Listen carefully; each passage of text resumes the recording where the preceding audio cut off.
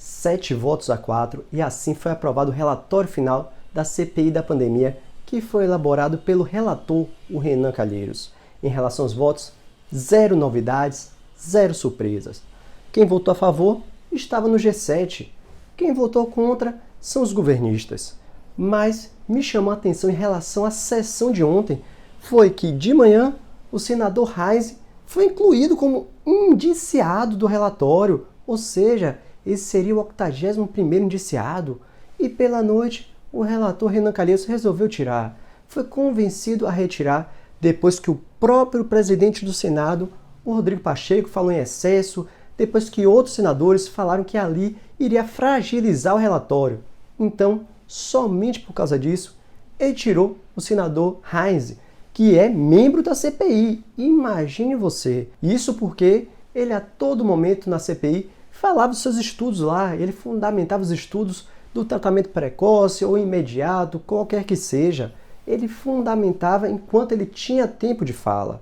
E aí ele estaria respaldado pela sua imunidade parlamentar. Mas o relator Renan Calheiros não queria nem saber, ia incluí-lo. Mas, no final de contas, resolveu retirar. E assim, 80 pessoas foram indiciadas. 78 pessoas físicas e 2 pessoas jurídicas. E outro fato que me chamou a atenção no decorrer do dia de ontem, no decorrer da sessão de ontem, foi que assim que o relator leu e falou o nome de todos os 80 indiciados do relatório, o próprio Ricardo Barros, líder do governo na Câmara, que seria um dos indiciados, que é um dos indiciados, entrou com ação contra o Renan. Foi só falar o nome dele e o Ricardo Barros processou o Renan Calheiros no Supremo Tribunal Federal. Processo esse caiu na mão do presidente do STF, Luiz Fux, e ele acusa o Renan Calheiros de difamação, calúnia, acusação falsa, diversos crimes. E não foi só o Ricardo Barros, não. O próprio Flávio Bolsonaro, que também é indiciado no relatório, falou que o Renan Calheiros cometeu pelo menos 21 crimes e disse que todo mundo que se sentiu ofendido, seja em uma sessão, seja no relatório, seja de qualquer maneira, deve também oferecer denúncia, deve processar o Renan, o Omar Aziz, o presidente, e a própria CPI. Então foi como eu falei no vídeo de ontem, já venho falando há muito tempo, o relatório só é um começo. Agora vão ter as repercussões jurídicas, que começou com o Ricardo Barros no seu primeiro processo, agora com o Flávio Bolsonaro falando em 21 crimes do relator e outros processos que podem chegar sim no STF contra esse relatório final. E aqui, na minha singela opinião, entendo que a CPI teve pontos positivos, teve pontos negativos, e nos pontos negativos podem sim ser invocados lá no Supremo Tribunal Federal. Sim, teve pontos positivos, sim. O contrato da Covaxin, que não foi seguir adiante, foi cancelado antes mesmo de ser assinado. Se fosse assinado, poderia gerar um rombo nos cofres públicos. Outro ponto positivo que aconteceu foram denúncias dentro do Ministério da Saúde, no setor de importação, de logística, que devem ser apurados. Olhar esses setores que, com certeza, se olhar, pode achar muitos ilícitos e outras pessoas que não estão no relatório. Então teve pontos positivos sim, mas pontos negativos, como eu também vinha falando a todo tempo, o modo de condução das sessões lá da CPI é um ponto negativo que pode gerar diversas nulidades. Não é à toa que eu defendo que na CPI, independente qual seja, não só nessa, qualquer CPI, seja na Câmara, seja no Senado, deve ser presididas as sessões por alguém do judiciário, seja um juiz, um ministro, um desembargador, que quer que seja. Não estou falando de presidir a CPI. Lógico, a CPI é autônoma. O presidente tem que ser alguém de lá do Senado, da Câmara, mas a sessão ser presidida por alguém do judiciário. E assim ele iria garantir o devido processo legal na sessão, evitando assim até arguições de nulidades depois que o relatório já foi aprovado. Então é um ponto que eu defendo e é um ponto negativo que eu falei o tempo inteiro. E o segundo ponto que eu também falei diversas vezes aqui foi deixar de investigar o dinheiro federal que foram para estados e municípios. Tinha que aprofundar também. Como sempre falo no canal, quero que se investigue tudo e a todos. Investigue o presidente, investigue ministros, ex-ministros, pessoas ligadas à esfera federal. mas também investigue o dinheiro federal que foi para estados e municípios. Veja como foram gastos. Veja o consórcio Nordeste. Cadê os respiradores? Tem que investigar tudo e a todos. Senão, é até desvio de finalidade da CPI, porque só investigou o que interessava a ela, deixando de investigar todas as ações e omissões com dinheiro federal, deixando de investigar ilícitos, poderiam até ser enquadrados com prevaricação. Olhe as possibilidades jurídicas que podem acontecer depois do relatório ter sido aprovado. Então sim, a CPI era necessária, teve pontos positivos, teve pontos negativos, como qualquer coisa na vida. Tudo na vida tem um lado positivo e um lado negativo. Vamos agora focar no positivo e o negativo, quem quiser que socorra o judiciário. Peça socorro ao judiciário, ingresse alegando nulidades, ilicitudes, inconstitucionalidades. É um direito fundamental, o direito do amplo acesso ao judiciário.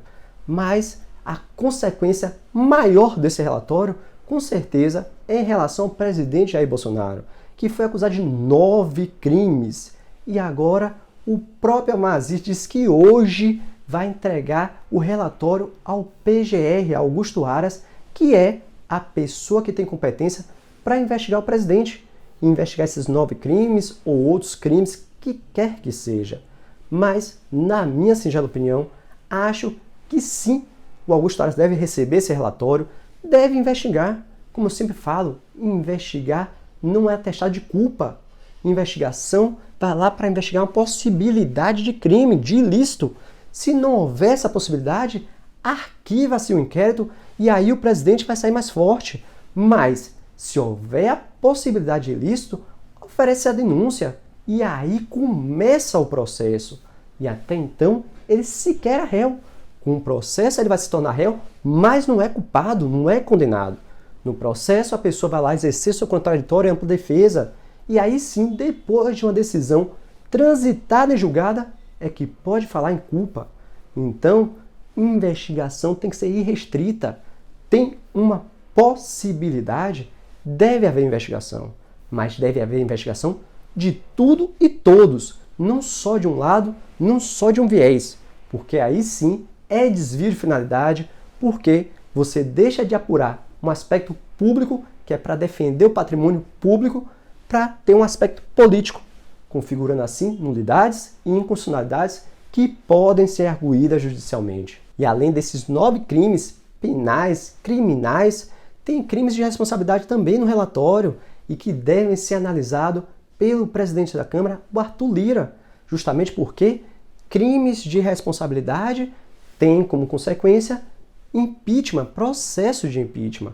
Então, tem que ser analisado, nem que seja para depois indeferir. Mas, como eu sempre falo aqui no canal, em relação a impeachments, seja do presidente, que aí vai para o presidente da Câmara, seja de ministros do STF, que vai para o presidente do Senado, temos uma omissão legislativa.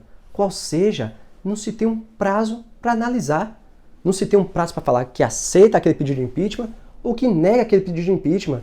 Então, basta o presidente da Câmara, em relação ao presidente, a pedidos de impeachment do presidente, ou o presidente do Senado, em relação a pedido de impeachment do STF, de ministro do STF, deixar arquivado, engavetado.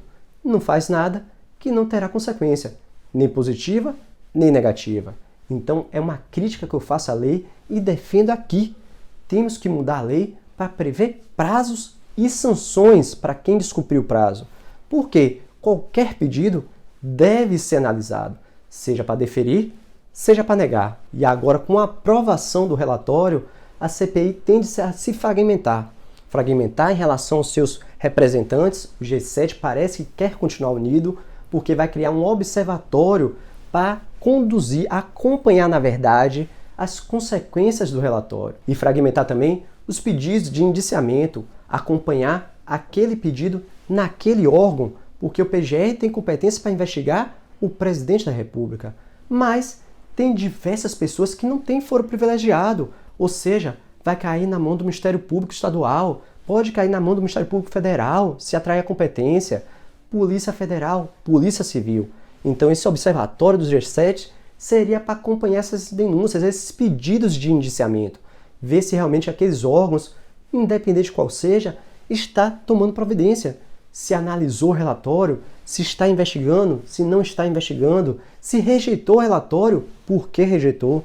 E aqui eu acho natural, se for imparcial, se realmente for acompanhar para o bem, sem interesse político, acho positivo, até para não terminar em pizza.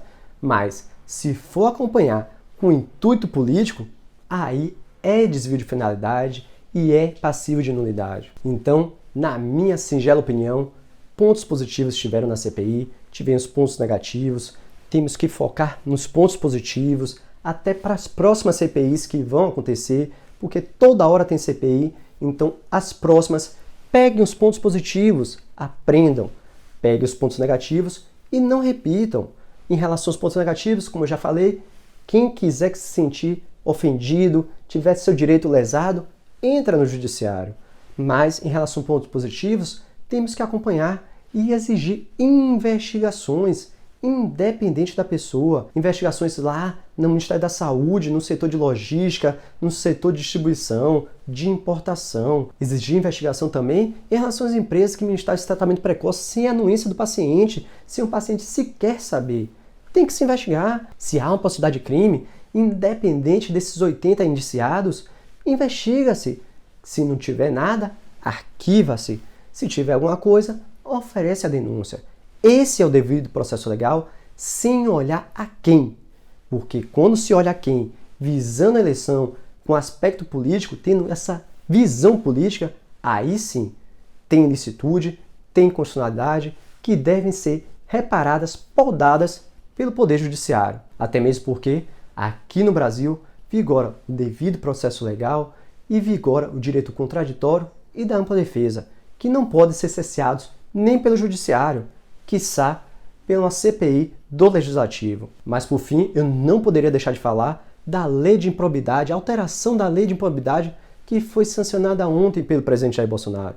Aqui, na minha singela opinião, uma bola fora do presidente, porque, como eu já falei aqui em diversos vídeos, essa lei só veio trazer a impunidade, prega a impunidade para aquele político que comete um crime de improbidade, que é um crime contra a administração pública, contra mim, contra você, mexe com o dinheiro público e assim lesa o patrimônio público. Então, agora você exigiu dolo e a comprovação do dolo, da intenção de cometer aquele ato de improbidade, você vai diminuir e muito as condenações, as investigações.